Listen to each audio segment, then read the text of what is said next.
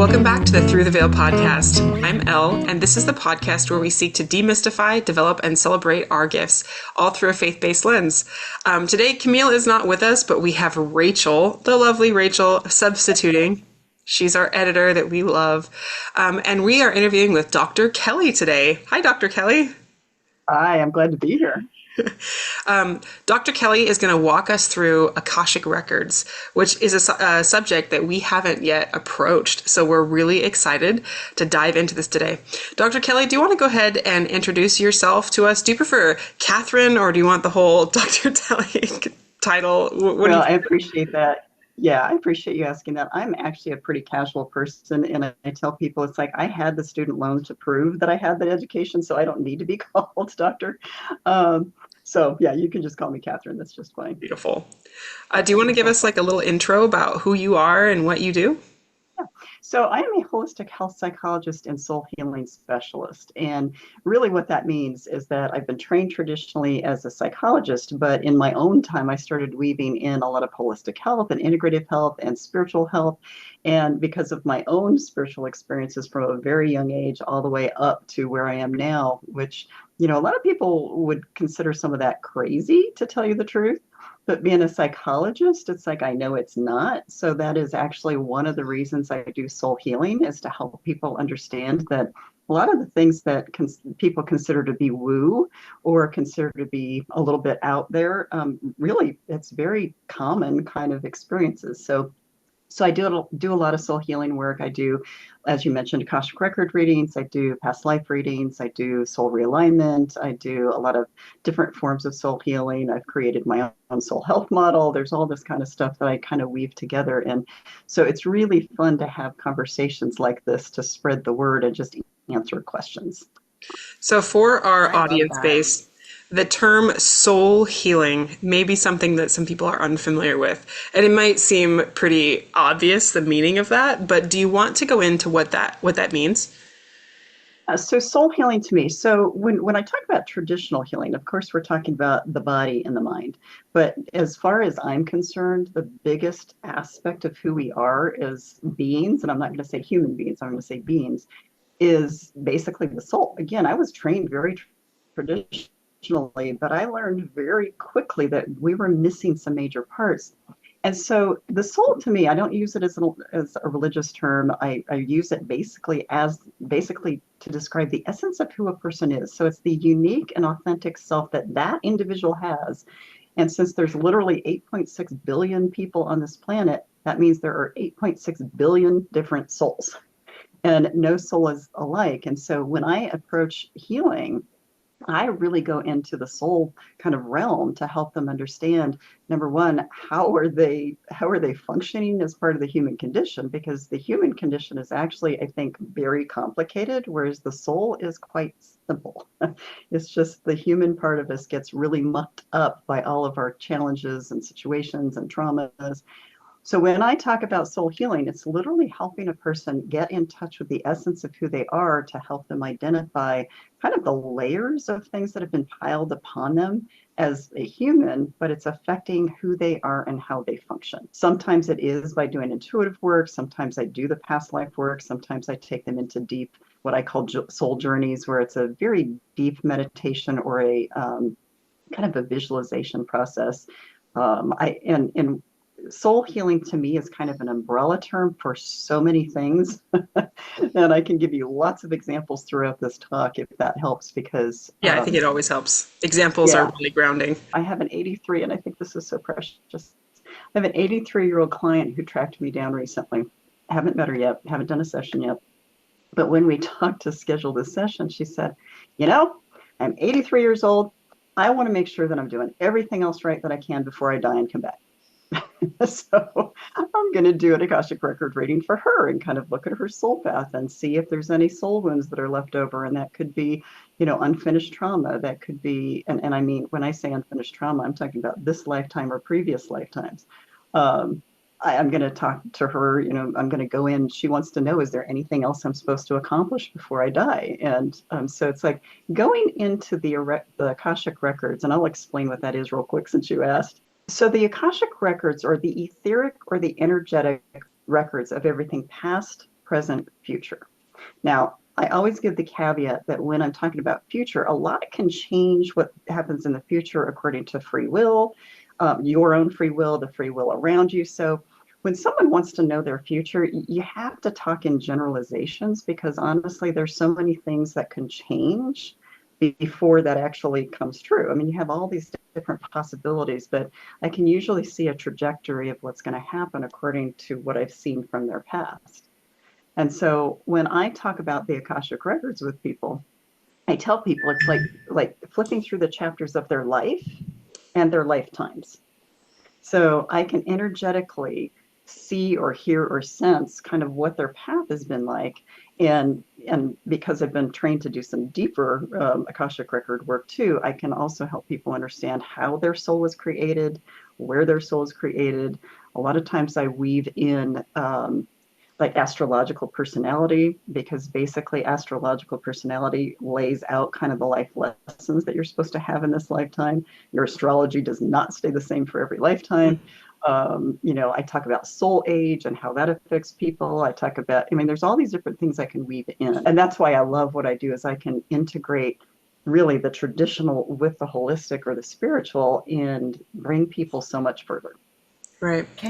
Can you give us the mechanics of how this works? So, do you consider this a gift? How did you come? Okay, these are a lot of questions I'm going to pepper you with. How did you come into this? Is this something you were born with? And then give us the mechanics then of what you're actually doing when you are accessing the Akashic records. Okay, yes. So the mechanics of it it differs for different people. So I will answer it that way. And the reason it differs is that some people are clairaudient, some people are clairsentient. I mean, we have all these clairs. For me, early on, my first memory, like clear memory of something that was like very clear that happened, what happened in middle school. And it was one of those things where I was sitting in my bedroom and I looked over and I saw a bottle of nail polish sitting there. Sounds crazy, but I saw that. I just glanced over, saw it, and I said, "Oh, that's going to fall in a minute." And I don't know why that came to me. And then, like a minute later, boom, it falls over. And I'm like, "Huh." At that age, I didn't really think about it. And then I had a few more things happen. And then my father had an accident when I was 9 years old, which really changed the dynamic of the household. And 2 days after my 21st birthday, he was put in the hospital, immediately put on a ventilator. He was in ICU for 21 days. We found out on Christmas that he was going to pass. And so that was all very tumultuous. But what was really interesting for me, so he was on a ventilator, so we could not talk during that whole time. But I felt more connected with him during that 21 days than I think I had ever felt to him.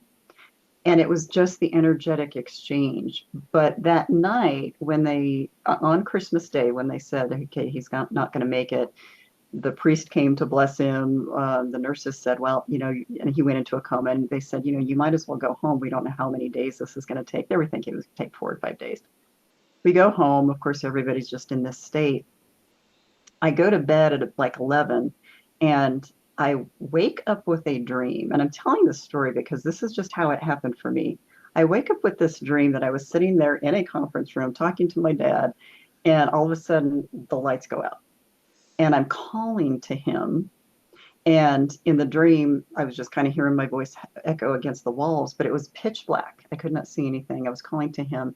I woke up sitting, literally, physically sitting on the edge of my bed. I used to sleep in and I still do, sleep in a very dark room. I woke up sitting there looking into the dark, and literally like 2 seconds later, the phone rings. The nurse called, says, you need to get back down here. And I can still feel it when I talk about this, but it's like that.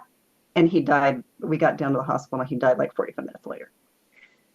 But that day stuck with me because I'm like, why did I have this experience? Why did I have this dream? Why did I know this was going to happen? And from that point on, I had other things like that happen. And throughout my graduate program, my undergraduate, my graduate program, my master's, my doctorate, I kept having all of these experiences. And I really didn't think much about them other than, oh, wow, that's interesting. until I was already a licensed psychologist and basically started doing deep meditations and visualizations with clients for different reasons. And then they started having spontaneous past life memories come up. And a lot of this just started to naturally unfold. And then I started looking back in my own life and realizing how much I was using my intuition and not realizing it.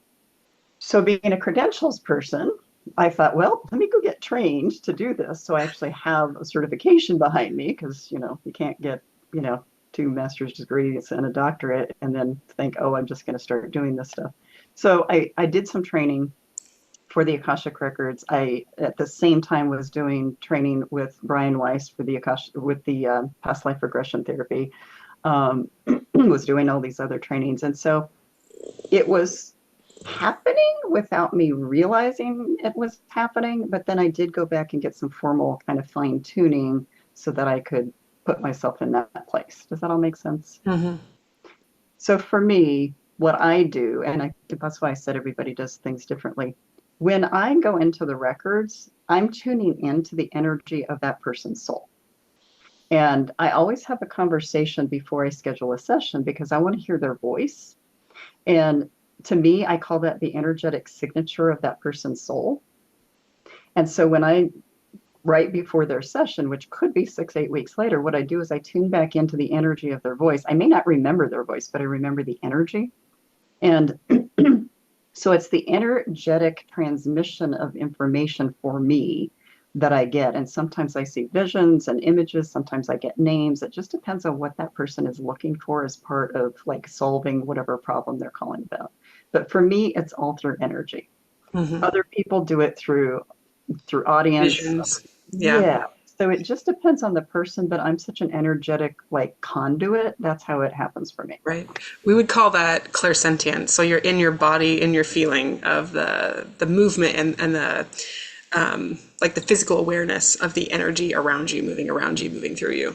It is really interesting. I've talked with a lot of people who do work with the Akashic Records, and some people describe it as a physical place, especially people who tend to be very clairvoyant, who have the intense visualization of places that they're going and and describe it in particular ways, like a shining city, in like a different kind of dimensional space.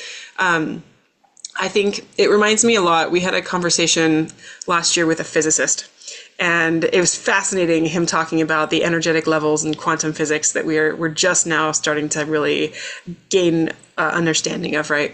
And I feel it's just he called it the information field. So it's a level of quantum physics where matter exists in all its forms, right? The potential and the outcome of everything that has ever existed or will exist. And we have this connection as human beings, as consciousness is of being able to connect in with this information field that exists.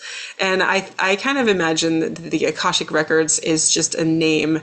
It's a classification that we put to an energetic field, a level of quantum reality that we don't have a physical experience of. So it's really interesting how it comes through each of us, through our filter, through our physical senses, to be read or understood by our physical body as something that exists in a way that is much less concrete. So, well, and I describe it, the way that I try to describe it to bring it down to earth for people is like, it's really no different than the cloud that people store files right. in. It really isn't. It's just that it's an etheric, energetic, spiritual cloud. Yeah. And honestly, I believe, even though I've been certified, quote, in the Akashic Record readings, I think anybody who does intuitive work taps into the same field. Right. I think so. It's not like, oh, this is this field of energy and this is this field of energy. Right. No, it's the same field. It just happens to, like you said, be a name for Different something. ways. And yeah, or different elements and aspects of it too, because it's not just the Akashic Records that you can access there, right? There's a lot of different information stored there, whether you're doing something intuitive or psychic in that, or you're doing some kind of foreseeing of the future or of the past. I think that a lot of that information can be put there, which is fascinating because I always love to bring it down into science and be like, okay, science is just the explanation of things that we don't yet understand. So. What is the term Akashic, like where does that term come from? What does the name come from? The fact that so many stories are out there for where the word Akashic comes from. but Akasha is really a form of energy from what I understand. And so it's when they say the Akashic field or the Akashic records, it's all energy. It just happens to be like a Sanskrit kind of Right. word that goes with it. And so different traditions use different words for that field. So the Hindu, I mean, you can really go around the world and have Yeah. them answer where it comes from, and it's all a different word. It's just, it's all the same energy. It's all the Right. same, Rolodex perspective. Because we always like to bring this down into like a faith kind of centered, faith based perspective to thing. I think it's interesting because, like we were just saying, it's a word. It's just a word. It's a label that we put on something, and every culture has their own specific thing. I personally believe it all comes back to the same source. I think in Christianity, we might consider this falling under the book of life, right? I think that it's not a foreign concept to us in that faith basis to think that we had a plan that we put together before we came into this life with perhaps God, maybe with our angels, with our team of people right on the other side, a plan of what we're going to learn, what we're going to do, things we're going to accomplish while we were here in this life. Some people call it the book of life, right? The things that are written, the things maybe that are to come. And I think kind of this is it. It's not any more woo-woo than that. Everybody has their own terminology for it. So even in Christianity, we also have some very similar concepts. I agree with that. And I think the more we can draw connections for people, the more it demystifies it, because Right. it's you try to separate stuff out and go, oh, this is different than this. Oh, no, actually, it's not. But it's that whole idea of the Holy Spirit. The Holy Spirit is basically the energetic conduit for where they get Right. information.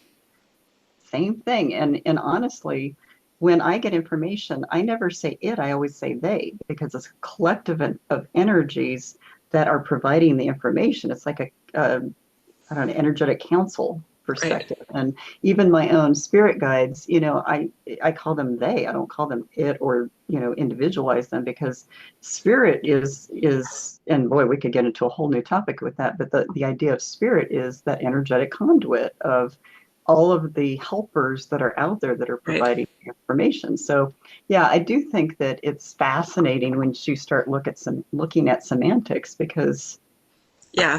many A rose. traditions talk about the I same need a thing. name. It's still a rose. Yeah, and people get really hung up on it. People have really Oh yeah, weird feelings about it, and like, oh, I don't believe in that. That's not my thing. But meditation too, it's becoming very common base. It's most people are more comfortable now than they were maybe, I don't know, 20, 30 years ago with the concept of meditation. But every single form of religion around the world almost entirely has some form of meditation, some format of it. We have prayer in Christianity, which is a form of contemplative meditation. So, right, like, yeah, right. Yeah, it's just semantics. I totally agree with that. It is semantics, and yet Thank people you. get so defensive over it. I'm like, let's be in love Yeah. language with this, and in fact, it's not that different. Yeah, view it objectively, and we find there are a lot of commonalities, and I love that because every perspective, it's a cube, and every side of the cube on the same cube brings a different element of understanding to what that concept is, Right, right? right. So there's Yeah. good everywhere, and we can kind of gather what resonates with us and what fits for our approach. So Yeah, one of the things I'm doing, I have a certification program for healthcare practitioners and coaches that I started because I was asked years ago, have I ever considered training medically trained practitioners to do this work or understand this whole? And at the time I hadn't, but I'm actually running the first cycle of it right now. And one of the first things I said was, there's so many gods that people are there's like from what the research is, there are about 2,000 organized religions around the world, and several of them are Christian, some of them are they've got different derivations, but really I talk about the fact that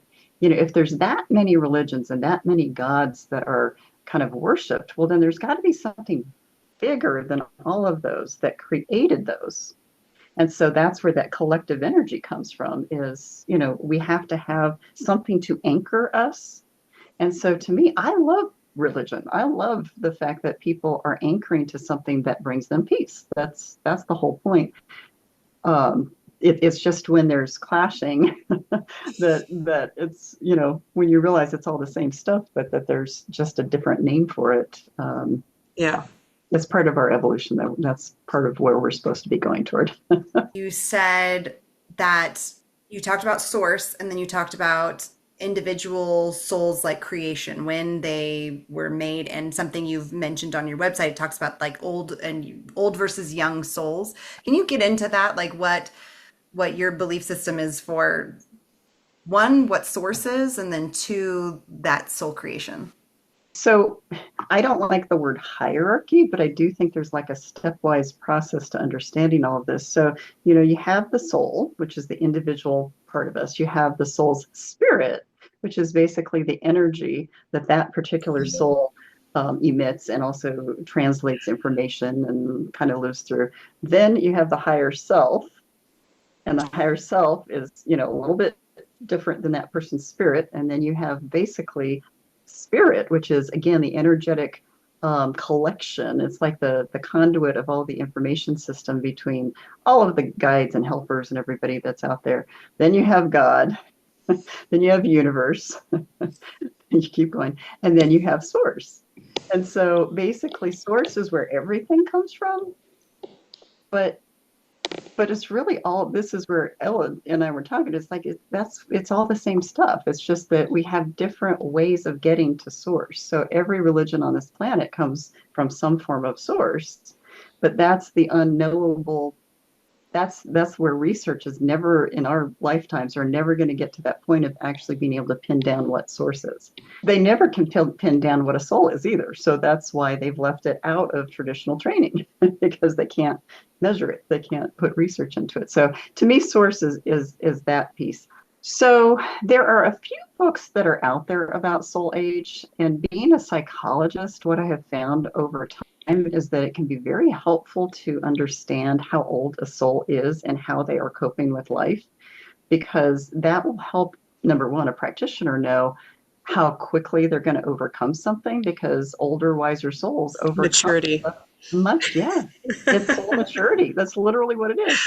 And so you can have an 87-year-old person who acts like a 14-year-old. You can have a 14-year-old that acts like an 87-year-old. And so it's the essence of who they are that has collected the wisdom along the way.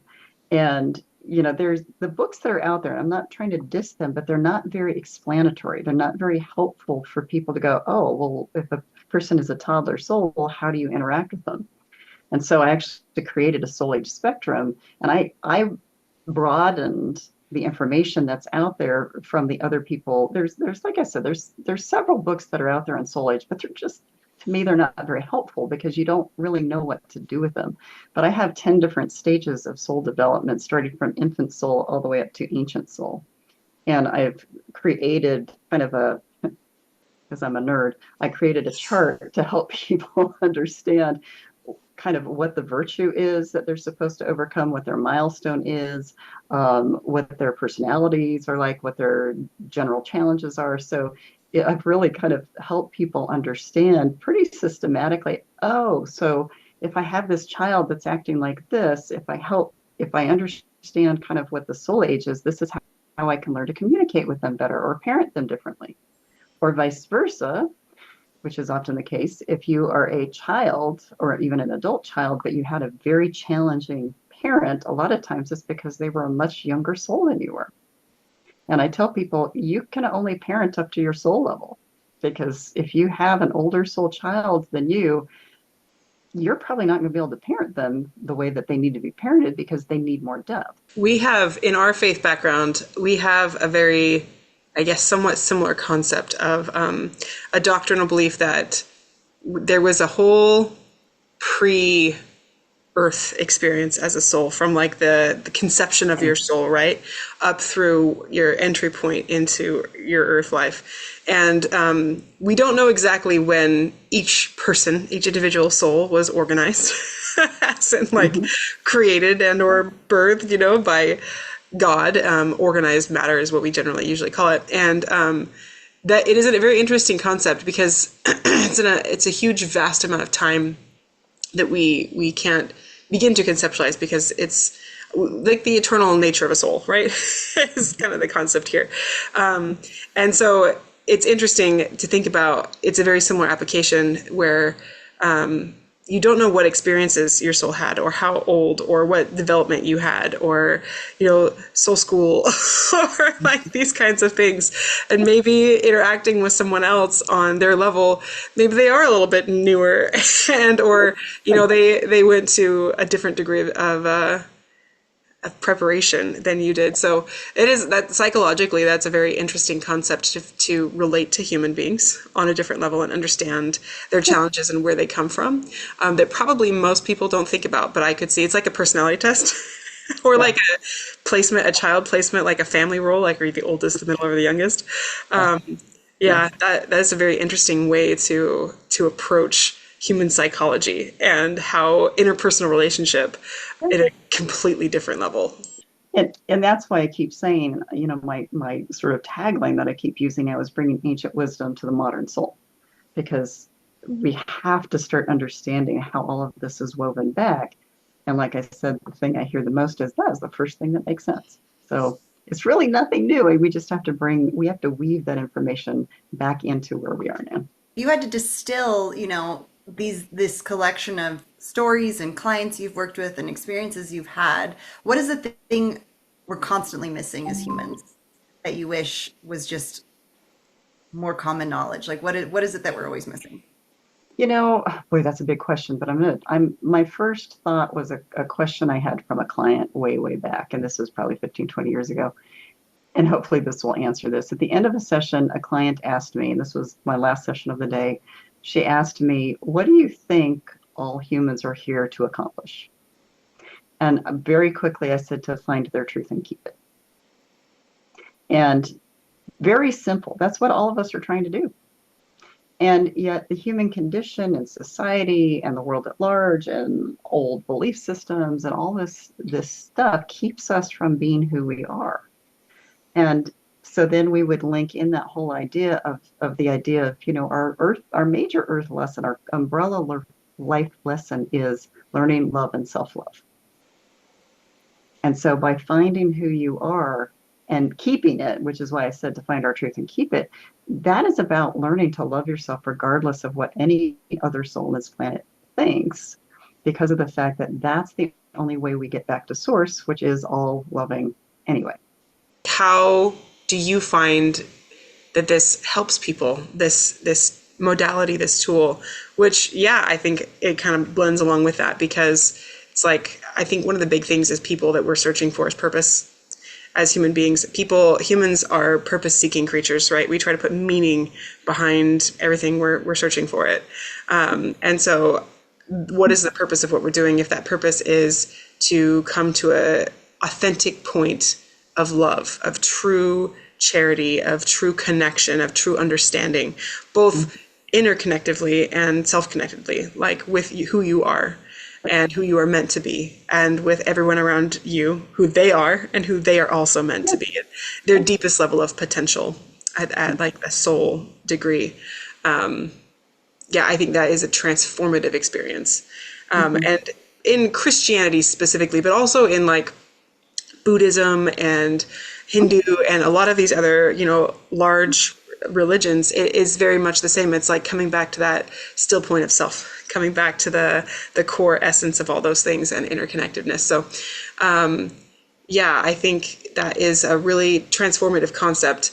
In modern day Christianity, we're focused on that transcendental experience of love and connection with God and self-transformation. And so I think there are a lot of ways at which we can access that transformative experience, whether that is through a faith-based means or, through another means. So I guess maybe that answers the question I was going to ask you in itself, is like, what do people gain out of these experiences that they have in this modality? Well, I use the word alignment. That's to me. I love that word.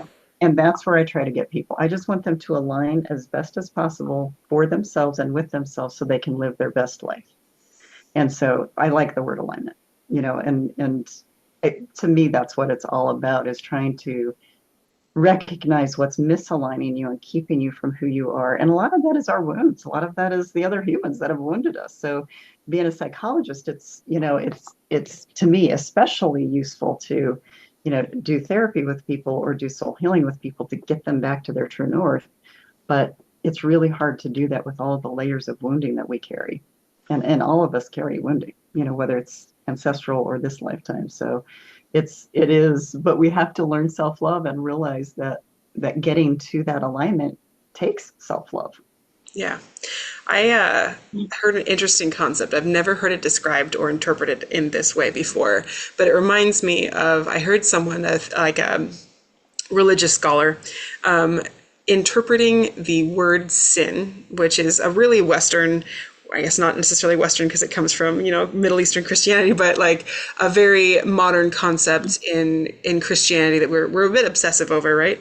Interpreting sin is that word where it comes from in translation as wound, as spiritual wounding, as trauma, as being traumatized, broken, injured, bruised by some kind of experience we went to. Maybe it was something that we did or someone did to us, right? As being something that wounds the spirit or the soul. And if that is the outcome of that, if it is a wounding of the spirit and the soul, then to get back is healing. You have to experience healing to come back through to the other side of that. And a lot of those things, like we cannot come back to our true north, to our true self, to that greater love and connected experience unless we can heal our spirit, heal our soul, heal our physical bodies, our psychology sometimes. So I love that. I love that idea. To know your soul is to know true health. And that's the only way to really reach radiant living. And so as you get to know yourself, as you peel away those layers and you reclaim and reacquaint yourself with that true nature, that divine nature, that essence of who you are, all is well. I mean, when you clear your wounds off, you don't have hatred, you don't have defensiveness, you don't have angst, you don't have jealousy, but when you heal those things, you just are. And I think that's really where we're all trying. Well, we might not consciously be trying to get there, but that's really, in essence, the goal, right? I mean, you used it. The language you used earlier was that we are all in like energetic extensions of Source. We would probably say spirit children of a loving God, like, right? All just the context you're placing over it. But to get back to that, at our core nature, coming from that thing, if God is love, if Source is God and or love, coming back to that true nature within ourselves is a place of love and balance and connectivity, right? So really it is just the wounds that we are carrying with us throughout our whole life that are pulling us away from that purpose and distracting us. But when you come back to that and you look at this through, Buddhism or through Hinduism or even through the Muslim, it's all coming back to this place of love. But because the human condition does everything possible to get us off that track, it's a constant process. It's a constant evolution. It's a constant awareness of growing process, we might say. Exactly. Damn it. That relentless human condition. Yeah. Right. I think at our foundational level, if you look at the context and the reason why human beings develop structures like religion, we have a yearning on a soul level to be pulled back to a higher place, and a remembering, if you will, of a higher state of being and existence. So I'm fascinated by the Akashic Records, this idea that there's information there. What is the help of being able to access? Yeah, I think it's a great question. So it's multidimensional and multi-layered. So for instance, it could be what helps a person get unstuck. Going into the Akashic Records and finding out, okay, is there a soul wind involved? Is it just part of your karmic path to learn a certain lesson? Is it, I don't know, is it just not the right time, place, or circumstance? So you can actually go in and see kind of the soul's timeline to see what has happened to get them stuck. Oftentimes it's unexplained health problems. Sometimes people call me and say, we don't know, I've gone to every doctor on the planet that I can go to. They can't figure out what's going on. It's got to be something else. So sometimes I can go into the Akashic Records and figure out from a previous lifetime or more how it originated, like what the energetic storage is that is basically affecting the body and how to kind of get beyond that. It could be that. A lot of people call me, which makes me laugh. A lot of people call me, when am I going to find my life mate? And the reason it makes me laugh is that, there are so many lessons that we have with love. So a lot of times it's not about actually telling them when this person's going to show up. It's about telling them what their life lessons are related to their relationship struggles. Being a therapist and a psychologist that has done mental health work for 37 years, I now don't see any other way to do treatment than to incorporate the soul. And which is why I'm training others, and which, I'm putting all these articles and all these, videos, because I really think that this is where this needs to go. And then for example, this woman I worked with this morning, part of the reason she contacted me is that when we first started working together a couple of years ago, she was getting ready to start a midwifery school. And she wanted to know if it was the right path. And my body just lit up. I said, absolutely, you're supposed to be doing this. And I told her at the time, there's something that's going to happen for you about you ushering souls into the earth that is going to be really important. And I said, you're going to basically be like the quote, literal and figurative delivery system. There's something about ushering these souls in. And she was loving that. And then I saw her again a couple times. And then today, when we talked, she said, what's really interesting is that I found someone who works with the Council of Incoming Souls. And she told me exactly what you told me 2 years ago.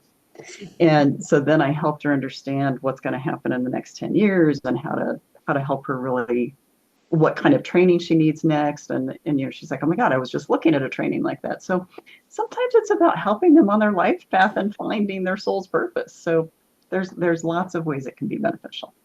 I'm going to talk about this stuff forever, so I need to shut up. Passion. The soul's purpose, maybe. Really, it is. Absolutely. This is totally what I'm supposed to be doing. I love that. So where can people find you? So quickest way is to go to my website, www.drkatherinekelly.com. You have to keep the T in there, otherwise you get an orthodontist in Minnesota, which I laugh at. Good note. Yep. And if you just type in Katherine Kelly, Winston-Salem, North Carolina, my website will come up anyway. You can also type in Soul Health Model, and it'll come up. So I'm linked to lots of the resources I have out there, and I have all of my social media listed on my website. So I won't list all of that because that's a lot. Just connected. One hub, one place, KatherineTKelly.com. That's it. How much simpler. And I can't remember the rest anyway. Beautiful. Well, thank you everybody for tuning in today. We appreciate all of your viewership. Be sure to like and subscribe, share if you know anyone who might be interested in the topic of spiritual gifts, spiritual activity, and all the things that we cover. If you have a story that you would like to share, if you'd like to be interviewed, if you'd like to tell us about your experiences and your process, please drop us a line, hit us up, leave a comment. Join our Facebook group. You can find that through our website, which is throughtheveilepodcast.com. Just a side note, we'll be taking a break. I am making an international move to Korea over the summer. And so we'll probably resume probably around late August or September once I find a place to live and get settled and jump back into life in an extremely different environment. But stay tuned for things to come. Watch, we may put up some shorts or exciting things. If you have topics and things that you'd like to have discussed upcoming in the fall, please email us. Let us know. We love hearing from all of our audience members. Thank you so much for your time. Thank you. Thanks for having me.